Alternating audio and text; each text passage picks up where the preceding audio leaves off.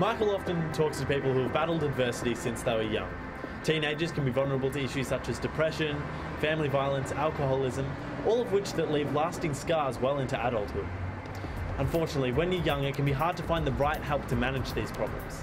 However, across Australia, there are organisations that exist just for this reason. Today we're here in the Melbourne suburb of Lilydale at Bridgebuilders, a local youth organisation that's been changing the lives of young Australians for over 10 years.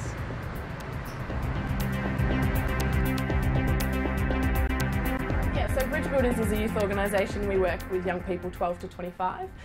They come from all sorts of different backgrounds. Some of them have issues that they've got going on, whereas others is just your average kid that needs a little bit more social interaction. Rather than always dealing with young people's problems, we wanted to tap into the actual abilities and skills within a young person. And so we use event management as one of our tools for engaging and developing kids. The second element of Bridgebuilders is that we provide a lot of emotional support as well. Like, some of them might have an issue and we kind of help them work through that, but at the same time we just sort of want to recognise their strengths and really develop them as a person. So Each of the Bridgebuilders bring a wealth of knowledge and experience to the organisation.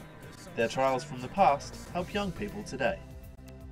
I guess one of the things we do at Bridgebuilders is really be real about our own personal experience, and so I think that's what really engages young people, is that we're not here to give them just head knowledge, or if you do this or if you do that. It's really about experiences. So as an adolescent growing up, I think some of the toughest things were in an alcoholic environment where I was sharing this with our young people the other week, and I was saying to them, there were these times where I would lie on my bed with the pillow over my head thinking, will the fighting ever stop? Will there ever be an end to this? And over a period of time there was. It ended, it changed. And I encourage our young people that things might not change tomorrow. Things might not change the next day, but if you surround yourself with people that are strong and that are there for you and that are tough people, you will eventually get through. There are times where I felt like I didn't know who I was, where I was going, which way was up.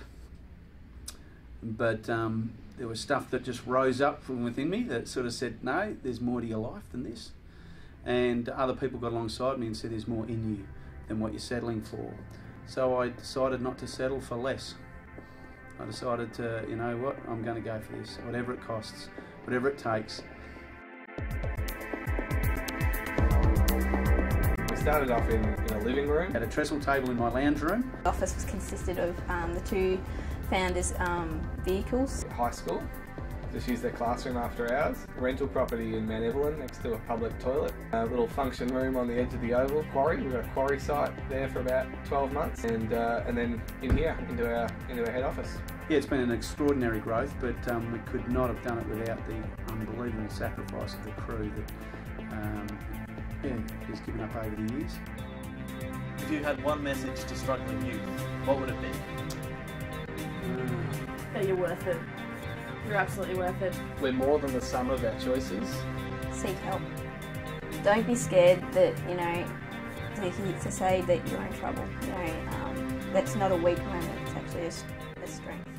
When the light goes on in a young person's eyes or in their mind about that they're worth something, and we have 4 key words that we use, which is love, value, acceptance, and belonging. But at the end of the day, I don't know, yourself, if you feel loved, stuff doesn't seem to be hard,